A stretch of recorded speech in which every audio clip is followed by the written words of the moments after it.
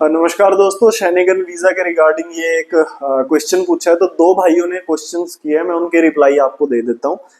एक भाई ने पूछा था कि भाई शेनेगन वीजा में कौन सी ऐसी कंट्री है जहां आसानी से जाया जा सके, सेफ हो और पैसे भी बनते हो।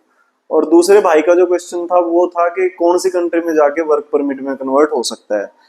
अगर आपके पास खुद के पैसे हैं 5-6 लाख रुपए तक तो आप आराम से जा सकते हो। मैं एक वीजा दिखा देता हूँ आपको, फेस हाइड करना है।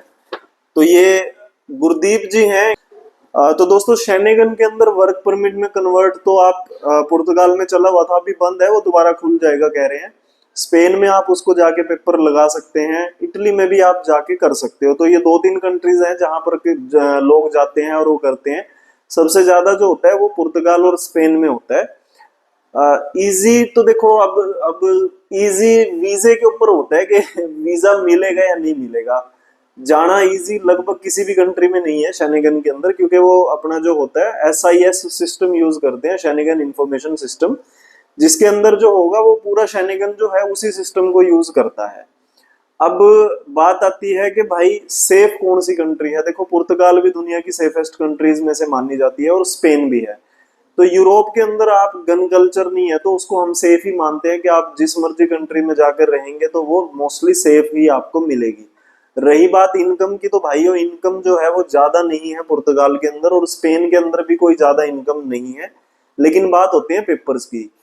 मैंने ऐसे ऐसे केसेस भी देखे हैं कि वो पैसों के चक्कर में पहले जर्मनी में पड़े रहे, कई कई साल लगा दिए, जब पेपर नहीं मिले तो जाके फिर पुर्तगाल या फिर स्पेन में ही पेपर डालते हैं। उसके बाद वहां से पेपर लेके फिर इंडिया आना जाना करते हैं। तो हम हमेशा ये सब आपको सलाह देंगे कि भाई आप अगर जाते हो तो पहले पेपर्स के पीछे भागना, पैसे के पीछे मत भागना। पैसे बाद में खुद बन जाते हैं जब आपके हाथ में पेपर हो। और आप शुरू में जब पैसे कमाते हो, इलीगल रहते हो, तो भाई आपने जो कमाया आप कभी किसी को दे के बैठ जाओगे, कभी किसी को दे के बैठ जाओगे, तो वो पैसा आपके किसी काम नहीं आने वाला। तो पहले पेपर्स बाद में पैसा, ये माइंडसेट पहले लेके चलना है। और फिर कुछ लोग कहते हैं कि भाई वीजा ले कैसे। अब मेन क्वेश्चन आता है वो वीजा ले कैसे पे आ जाता है। तो वीजा ले कैसे में भाई आप स्टेटमेंट्स मेंटेन करो।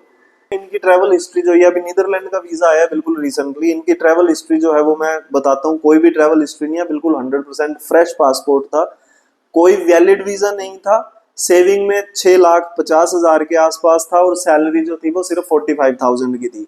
तो भाई जब ऐसे प्रोफाइल्स को वीजा मिल जाता है तो फिर हम बोलते हैं कि भाई आप ट्राई करो। मैं ये नहीं कहता कि 100% वीजा आएगा, ऐसा कोई सीन नहीं होता। मैंने हर बार हर आदमी को यही समझाता हूँ कि भाई वीजा ऑफिसर के पास अगर 150 से 200 फाइल्स डेली आ रही है तो वो 30 या 40 या 50 बंदों को वीजा दे पाएगा। इसलिए जिनकी मेंटेन नहीं है वो तो पहली नजर में ही बाहर हो जाती हैं। अब उसको डिसाइड करना है उनमें से जिसको मेंटेन फाइल किया हुआ है, जिसने, अब जिन्होंने मेंटेन किया है उसके अंदर से वो डिसाइड करेगा। मान के चलो 100 फाइलें ऐसी चली गई हैं जो मेंटेन है, अब वीजा उसको 40 या 50 को देना है, तो एटलीस्ट आपके पास 50% चांस है वीजा निकलने का। ये होता है सीन दोस्तों। अब कोई मुझे कहे कि भाई आपने मेंटेन कर दिया वीजा आना चाहिए, तो मैं हाथ जोड़ लेता हूँ कि भाई मेरे हाथ में वीजा नहीं है। और वीजा तो वीजा ऑफिसर के हाथ में भी नहीं है, क्योंकि उसको भी 30, 40 या 50 वीजा देने हैं। फाइल उसके पास 150 या 200 आती है, तो हर आदमी को वो भी वीजा नहीं दे सकता। तो ये होती है सच्चाई जो आपको पता होनी चाहिए। अब इस बात को कोई एजेंट कहे कि 100%, तो आप खुद समझ लेना कि वो 100% वाला फेक एजेंट होगा या जेन्युइन होगा। तो भाई फ्री ऑफ कॉस्ट आप स्टेटमेंट पूछ सकते हो टीम से कि भाई मेरे को स्टेटमेंट मेंटेन करनी है, तो टीम आपको बता देगी आपकी प्रोफाइल पूछ करके कि आप इसको इतना बैलेंस रखो, इतना खर्चा करो, इतना ये है, वो सब कुछ आपको बता देते हैं। तो बस आपके पास अपने 5 से 6 लाख रुपए होने चाहिए सिंगल के लिए। कोशिश करना 6+ अगर हो तो बहुत बढ़िया है, क्योंकि अब धीरे धीरे जो स्टिकनेस है वो बढ़ती जा रही है वीजों की। अदरवाइज देखो ये चीज बड़ी मुश्किल होती है। बाकी आप सबको इतना तो जरूर कहूंगा दोस्तों कि भाई कहीं ज्यादा लूटने की जरूरत नहीं है। बहुत कम मार्केट से बहुत कम में आपका काम बन सकता है। एड वीजा इस बात में बड़ा ध्यान रखता है कि आपकी जेब का जो पैसा है वो बिना मतलब खर्च ना हो। ऑप्शन आफ्टर वीजा भी हमने रखे हैं, एम्बेसी फीस हम बच्चे से भरवाते हैं, अपना चार्ज हम बाद में लेते हैं। बाकी जो भी जितनी भी आपकी लीगली हेल्प होती होगी वो लीगली हेल्प हम आपकी करेंगे। बाकी प्यार देने के लिए बहुत बहुत धन्यवाद। दोस्तों तक पहुंचा लेना, दोस्तों को बचा लेना। अगर चैनल सब्सक्राइब नहीं किया तो जरूर कर लेना। और प्यार देने के लिए आप सबका बहुत बहुत धन्यवाद। कुछ पूछना है तो वो भी पूछ सकते हैं, जितना मेरे से होगा, जितनी मेरी नॉलेज होगी या जितनी मैं नॉलेज गेन कर पाऊंगा कहीं से, वो पूरी करके मैं आपको देने की कोशिश जरूर करूंगा।